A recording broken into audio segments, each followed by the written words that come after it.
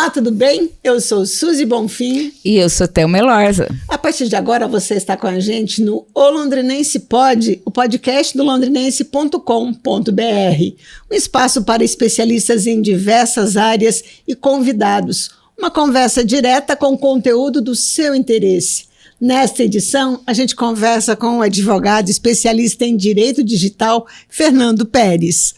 Olá, Fernando. Olá. Muito obrigado pela sua presença. É um prazer estar aqui com vocês, com todos que nos assistem, nos ouvem e discutir assuntos que são tão importantes, né? Nossa. Para todos nós. Como é importante, né? Ô, Fernando, então vamos começar. Você é especialista em direito digital e crimes cibernéticos, tem o projeto Segurança na Rede e se diz futurista. O que é um futurista? Olha, se a gente tivesse essa conversa alguns anos atrás, eu provavelmente teria jogado pela janela, né? Porque eu acho que é muito importante para que a gente possa entender, discutir, fazer perguntas e prover talvez respostas sobre algum assunto, a gente precisa sempre pensar à frente, né? E no caso do direito e tecnologia, que é a minha área de atuação, a minha área de estudos, a minha área de pesquisa, eu não posso só acompanhar as coisas que estão acontecendo agora. Se eu preciso entender algo com uma atenção, né, com um esmero maior, eu preciso antecipar algumas coisas que vão acontecer, como, por exemplo, a inteligência artificial. Né? Agora é moda, tudo se discute, existem muitas ferramentas, muitos instrumentos de inteligência artificial, mas lá atrás, há muitos anos atrás, quando eu comecei a discutir inteligência artificial, né, os impactos no direito, né, os direitos e deveres da inteligência artificial e os impactos que isso teria nas nossas vidas, eu precisei prever algumas situações que de fato hoje já acontecem para procurar naquele momento criar algumas perguntas e nesse meio tempo algumas respostas também. Então, e mesmo assim eu tenho que continuar nessa tarefa. Então, a futurista porque eu gosto de pensar assim, né? Ou seja, porque eu procuro pensar nas coisas lá na frente e o que nós precisamos parar, perguntar, discutir agora para que estejamos postos, para que estejamos preparados para algumas situações. Então, muito do que eu falo hoje, eu não comecei a falar agora porque é moda. Eu já comecei a discutir, já a fomentar, a provocar alguns anos atrás. Porém, com uma visão mais particular, com uma visão que não era compartilhado por todos, porque a gente não tinha as experiências que tinha hoje. Mas, de fato, como eu disse, se a gente tivesse essa conversa alguns anos atrás e tudo aquilo que eu teria dito naquele momento teria se concretizado hoje. Nada do que eu disse, nada do que eu tenho dito tem se desviado nesse sentido. Então, eu gosto de pensar como vai ser o futuro, mas eu gosto de procurar prever, mas não porque eu acho que vai acontecer assim ou assado, mas porque em outros países já vem sendo discutido, mas porque existem tecnologias já sobre isso, existem tendências. O que nós temos à nossa disposição de celular, de computador, de qualquer tipo de tecnologia já foi produzido, já foi criado alguns anos atrás. Então, o que está nos laboratórios hoje, a gente vai tomar conhecimento, ou talvez não, né, daqui a alguns anos. Então, nada disso se cria, nada disso é novidade. Mas é importante observar que rumo, para onde nós vamos convergir e tentar antecipar essas discussões. Os crimes digitais mais comuns que se veem hoje nas redes já eram esperados, então? Olha, de uma forma geral, quando a gente pensa em crimes cibernéticos, os fins são todos os mesmos, mas os meios são diferentes. O fim é o criminoso tentar conseguir obter algum tipo de vantagem, na maioria das vezes, na maioria dos casos, dinheiro. Dinheiro na conta, é uma transferência, é um Pix, dados de cartão de crédito, ou seja, mas os meios pelo qual ele utiliza são cada vez mais industriosos. Os criminosos estão migrando, existem criminosos que assaltavam a mão armada antes e migraram para o mundo digital, para os crimes cibernéticos. Então, na verdade, assim, os fins são sempre os mesmos. Desde o primeiro, eu tenho, às vezes quando alguém me pergunta, assim, algum aluno me pergunta, é um tema muito novo, a gente está discutindo agora, eu gosto de mostrar um livro que eu tenho de 44 anos atrás que se chama Crime por Computador. Então, assim, desde o primeiro crime, há décadas atrás, uns anos atrás, desde o primeiro crime, o objetivo era sempre fraudar, produzir um golpe para, no fim, conseguir dinheiro, né? Obter dados pessoais, informações privilegiadas para, no fim, conseguir dinheiro, né? Ou obter algum tipo de vantagem, né? E criminosos, por exemplo, que alteraram informações de corretoras, de bolsas de valores, por exemplo, para que pudessem conseguir algum tipo de vantagem. Mas os meios, a forma, os artifícios, a conversa que o criminoso ele utiliza tem sido cada vez mais inteligente. Como, por exemplo, agora, né, desde algum tempo atrás, nós temos o meio de pagamento por Pix, que tende a ser mais prático, mais rápido, tem um menor custo que as outras modalidades de pagamento, né? Então é uma vantagem para muitas pessoas, para a maioria de nós. Só que o criminoso ele se beneficia dessa praticidade do Pix, porque ele tem acesso, assim como quando a gente transfere um valor para alguém, essa pessoa, o destinatário, tem o valor, né, no mesmo momento, o criminoso também. Então ele já transfere para outras contas, ele já retira esse dinheiro, ele faz o pagamento de uma conta e muitas vezes há uma rede de crimes. Ele consegue a transferência por meio de um golpe com alguém, mas ele oferece um outro tipo de golpe para alguém, como, por exemplo, eu pago suas contas pela metade do preço, né? Tiro o seu nome do Serasa, pago todas as suas contas. Existem golpes assim. Então ele consegue dinheiro de uma pessoa, consegue dinheiro de outra e circula todos os valores. Então eu poderia dizer que os fins continuam os mesmos, né? Desde sempre, que é conseguir algum tipo de vantagem. Agora, eu fico impressionado às vezes com a forma que os criminosos eles acabam criando novas oportunidades. Agora, em época de pandemia, nós tivemos, por exemplo, muitos auxílios do governo. Sempre que havia um novo nome de auxílio, uma nova proposta, você tinha um novo tipo de golpe. Né? E agora a gente tem Dia das Mães, tem golpes, depois Dia dos Namorados tem golpe, Natal tem golpe, Black Friday tem golpe. Então ele vai mudando os meios. Tem crime do falso emprego, tem crime do falso investimento, tem crime da falsa venda de iPhone. Ou seja, no fim, é sempre para conseguir algum tipo de vantagem. Tem crime do cara que te filmou se masturbando no e-mail. Existem pessoas, e olha só, eu me lembro que a gente teve essa conversa, inclusive... essa semana. Alguns anos atrás... Você me entrevistou sobre uma modalidade. Veja só, algum tempo atrás, não é um crime novo, mas faz vítimas ainda. Existe um golpe, né, de relacionamento que tem até um nome. Ele é tão conhecido, ele acontece tanto que ele tem até um nome, que é chamado golpe do príncipe nigeriano. Príncipe nigeriano. Chega a ser um absurdo, parece coisa de filme, mas é o criminoso que ele se passa por uma pessoa que é de alguma tribo, né? É um príncipe de alguma tribo e tem muito dinheiro e precisa compartilhar esses valores com alguém. E daí ele começa... por algum motivo, alguma coisa. E parece uma coisa tão antiga mas esses dias atrás uma mulher veio falar que falou assim, olha, eu tô recebendo isso, eu quero saber. E é difícil as pessoas virem perguntar antes de caírem no golpe. Todo mundo vem depois que já caiu no golpe, né? E chega até tem até um nome. E existem outros tipos de golpe que a pessoa se passa, por exemplo, um homem se passa por uma mulher, mantém uma conversa de vídeo, assim que daí acaba se expondo demais. E muitas pessoas com relacionamento, muitas pessoas, né, comprometidas de uma maneira ou outra. E depois que acaba, por exemplo, essa filmagem, ele fala, olha, isso aqui é um golpe, eu acabei de gravar, esse daqui é o nome da sua esposa, é o nome da sua namorada, esse aqui é o da família. Se você não me depositar tantos dólares ou reais para essa conta, que é uma conta internacional, eu vou compartilhar esse vídeo. E por incrível que pareça, por incrível que pareça, a maioria desses criminosos de golpes afetivos ou de falsos empregos ou de investimentos estão na África. Isso não é uma suposição, mas assim, a maioria desses criminosos chegar ao cúmulo de um país chamado Costa do Marfim ser talvez um dos maiores, se não o maior em origem de criminosos na internet, principalmente que estava aqui no Brasil. Tem muitos golpes que estão acontecendo, alguns golpes que estão acontecendo ultimamente.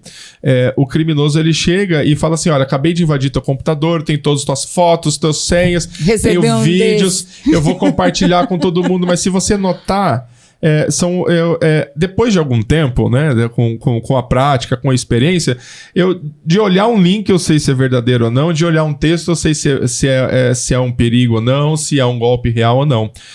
E por experiência, não é por mero achismo, né? Mas a gente consigo ter essa habilidade.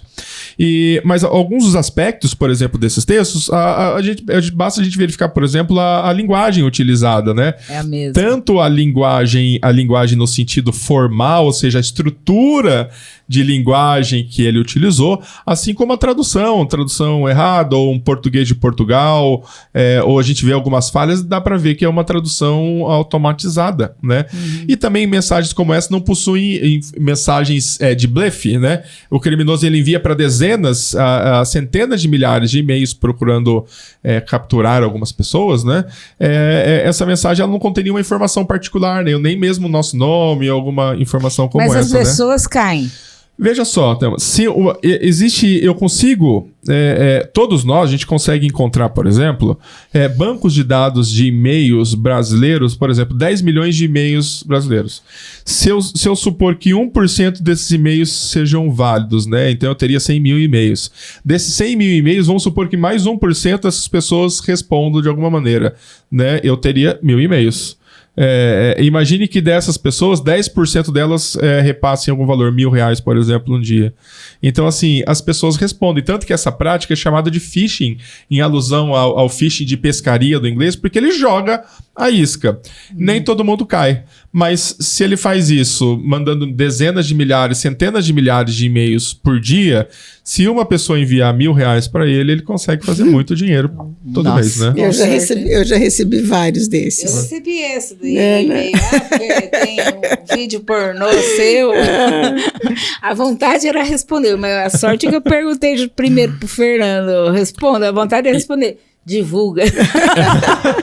E às vezes a gente fica, quando recebe as vítimas, algo que você falou, Thelma, que é importante também, quando às vezes a pessoa ela recebe alguma coisa como assim e fica preocupada, a gente não para pedir ou pedir ajuda e acaba até cedendo aos comandos do criminoso, né? Eu falei assim, eu vou responder. Não vou responder porque pode ser aí que ele capture meus dados, né? Então não vou responder. O que tem sido mais comum? Que o meio digital está cada dia mais na nossa vida. Pelo que você falou, assim como evolui a tecnologia, os criminosos estão evoluindo junto. Sem dúvida. O que tem sido mais frequente e se há uma forma eficaz de se precaver? Olha, eu digo que tecnologia não vence tecnologia. Eu posso ter um antivírus mais potente no meu computador, ter aquele equipamento, ter tudo quanto é ferramenta de segurança no meu acesso, no meu computador, no meu celular. Tecnologia não vence tecnologia, porque o criminoso, ele sabe. Eu falei o antivírus, porque a gente discutia muito sobre antivírus antigamente, a gente não fala mais, né? Mas é necessário, antivírus até mesmo para o celular. Né? Mas eu dou um exemplo do antivírus, porque assim, se eu comprar o mais potente hoje, mais atualizado hoje, ele já produz um vírus que ele conhece o antivírus, ele já vai produzir um vírus que vai sobrepujar, que vai passar...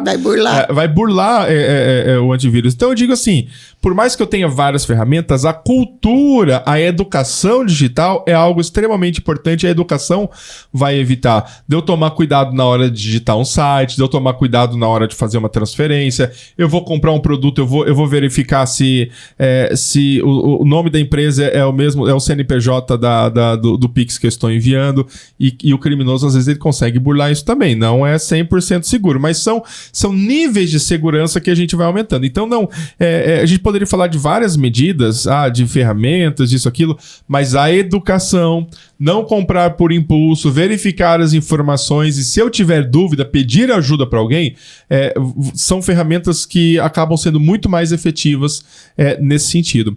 E em razão, e pensando sobre os crimes, né, quais causam os maiores impactos, existem diferentes percepções. Eu posso pensar, existem os crimes que acontecem em maior quantidade, mas existem os crimes que causam né, maior impacto nas nossas vidas, e não dizendo qual que é menos ou mais importante, mas essas tentativas, por exemplo, esses e-mails falsos que nós recebemos, eles podem ser considerados tentativas de crimes, ou quando ocorrem crimes mesmo.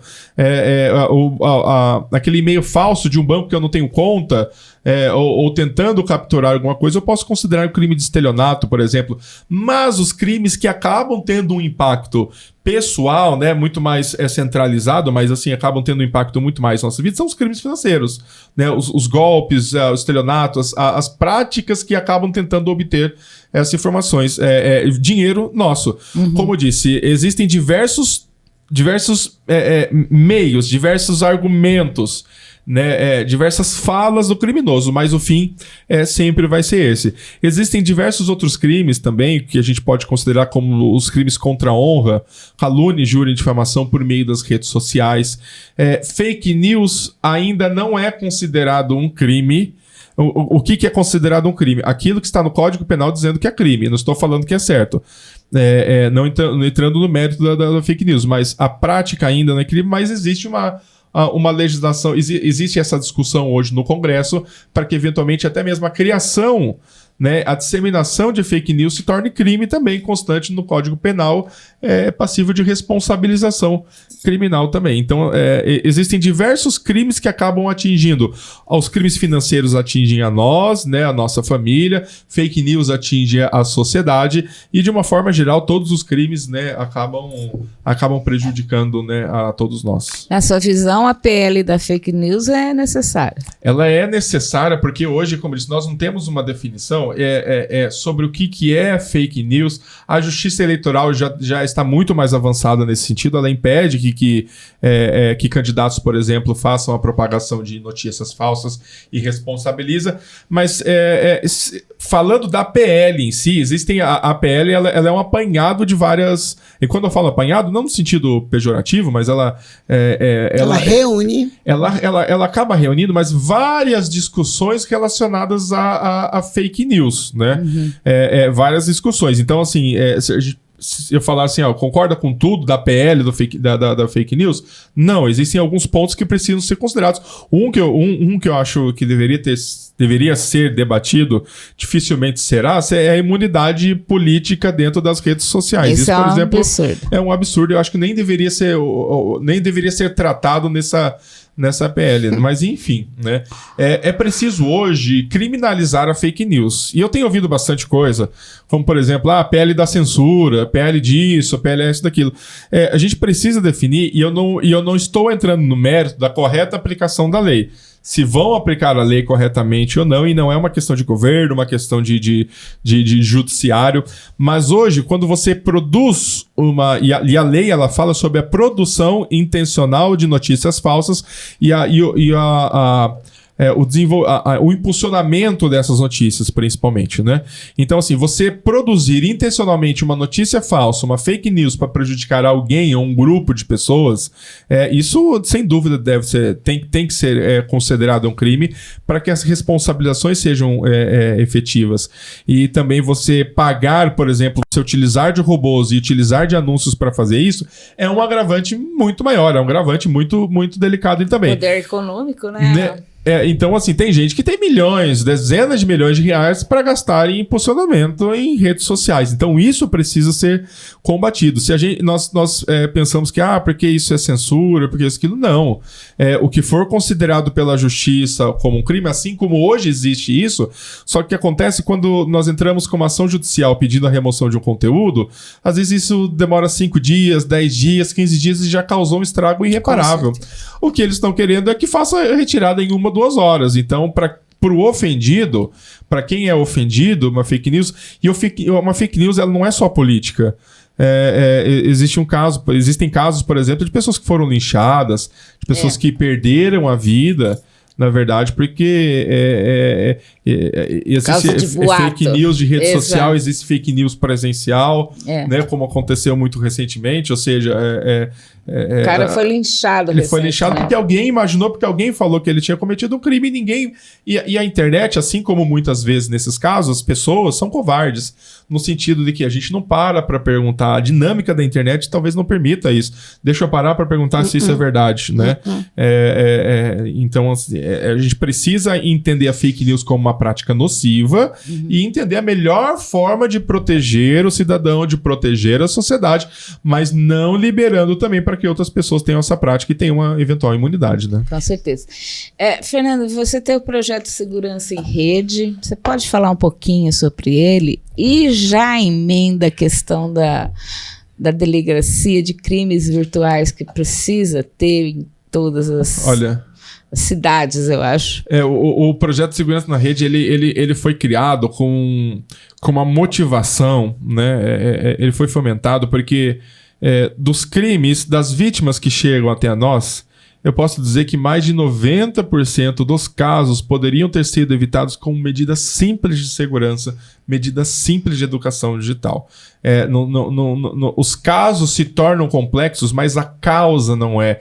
A permissividade da vítima, e eu não estou falando que a culpa é dela, mas quando nós deixamos de dar atenção, quando nós vamos comprar algo, por exemplo, eu não tomo algumas medidas de precaução, quando eu vou transferir um dinheiro, quando eu envio fotos e vídeos, por exemplo, uma outra pessoa, eu teria que tomar alguns cuidados para poder evitar a ocorrência desses crimes.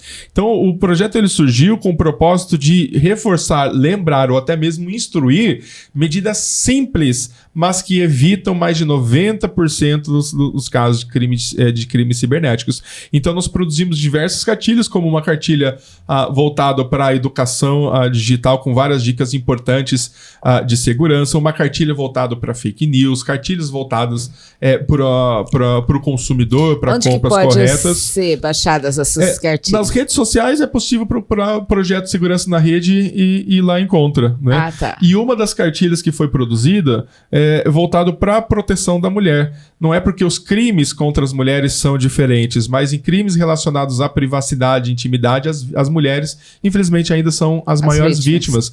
Então, disso surgiu o Mundos Virtuais Mulheres Reais, que procura instruir sobre algumas questões sobre isso. E pensando sempre na proteção da vítima, no acolhimento da vítima, formas de proteção e também de combate aos crimes, hoje é muito importante em muitas cidades, não só do estado do Paraná, mas muitas outras cidades do Brasil, que tenham um amparo, um acolhimento especializado.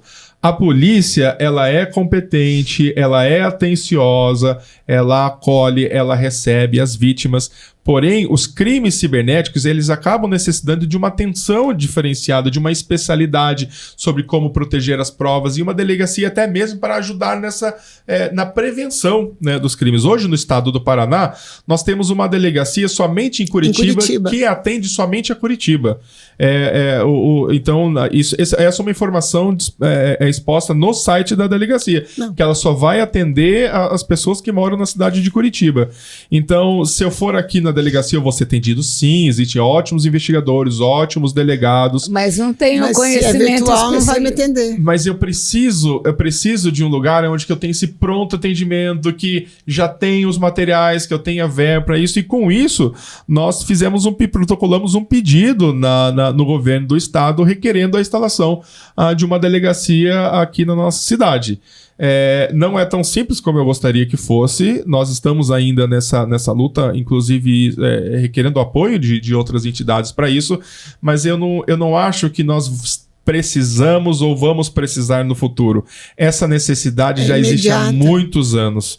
Há muitos anos. Assim como existem várias outras necessidades e acolhimentos especializados que são realizados pela polícia, hoje eu não posso pensar... Hoje a maioria dos crimes já, não só em valor, mas em quantidade, são cometidos pela internet. E existem alguns golpes que são praticados na nossa cidade há centenas, aos milhares na nossa região, e é necessário um acolhimento especializado, e por isso nós vamos continuar até o dia que for instalada uma delegacia na cidade de Londrina especializada em crimes cibernéticos. Fernando, eu passei por uma situação, rapidamente, só para te contar, de um crime cibernético. Na rede social, a propaganda de um produto, inadvertidamente, não observei os comentários e tal, muito distraída, fui lá, cliquei para comprar o produto, tal, fiz o Pix. Quando eu vi que era um golpe, né, depois que eu fui ver na rede social os vários comentários, eu falei, nossa, caí num golpe. Já fui agir. Você liga em Curitiba, na delegacia, sei lá, delegacia virtual, só atende casos de Curitiba. Como assim? Foi lhe respondido isso, né? Exato, mas se você está no virtual, o virtual é no mundo. Como é que eu tenho que estar em Curitiba para ser atendida por uma delegacia virtual? Olha, você sabe que, eu não sei se já terminou a pergunta, mas eu já tenho várias respostas, já não sei se terminou a pergunta. Eu já aviso que vai ser cortada, porque está muito grande essa entrevista. Não, tá, eu vou responder de forma direta. Responde, mas vai ser cortado. Sabe que o projeto, ele fez uma pesquisa, inclusive, e identificou que mais de 80% das vítimas não sabem como proceder caso se torne uma vítima de um crime cibernético. Agora, veja só. Quando acontece uma transferência de Pix, o que eu tenho que fazer? Eu tenho que entrar em contato imediatamente com o meu banco. Eu posso entrar em contato com outro banco também, mas a prioridade é o meu banco. O banco está obrigado a realizar um procedimento chamado mecanismo especial de devolução. Ele é obrigado a fazer isso. Se ele não fizer, é possível entrar com uma ação judicial por reparação pelos danos materiais e morais sofridos. Se ele demorar para fazer isso também, essa reparação pode ser solicitada. Por quê? Esse mecanismo especial de devolução, que foi criado justamente junto com o Pix, ele permite que, se eu fizer uma transferência em proveito de um golpe, eu tenha esses valores bloqueados eventualmente ressarcidos. Mas como um caso, por exemplo, a recente, de uma vítima que chegou até nós, que fez a transferência de R$19 mil, o banco devolveu R$2,50. Mas ele fez esse procedimento 4 ou 5 dias depois. Às vezes, se tivesse feito na hora, ele poderia ter conseguido esses valores. Então, se não houver essa pronta resposta, um protocolo, uma confirmação do banco, é possível uma ação judicial pedindo uma reparação pelos danos materiais. Muito obrigada pela sua presença, foi ótimo. E vamos marcar outra logo. Já está marcado. Eu agradeço, como disse, para discutir assuntos que são tão importantes. Espero que todos possamos utilizar a internet da forma mais correta e segura. Muito obrigado. A gente agradece, Fernando. Muito obrigada mesmo. A gente fica por aqui. Acesse olondrinense.com.br. Curta, compartilha, se inscreva no canal. Se inscreva no canal, acione o sininho, curta, compartilhe e até a próxima. Até a próxima. Fiquem com Deus.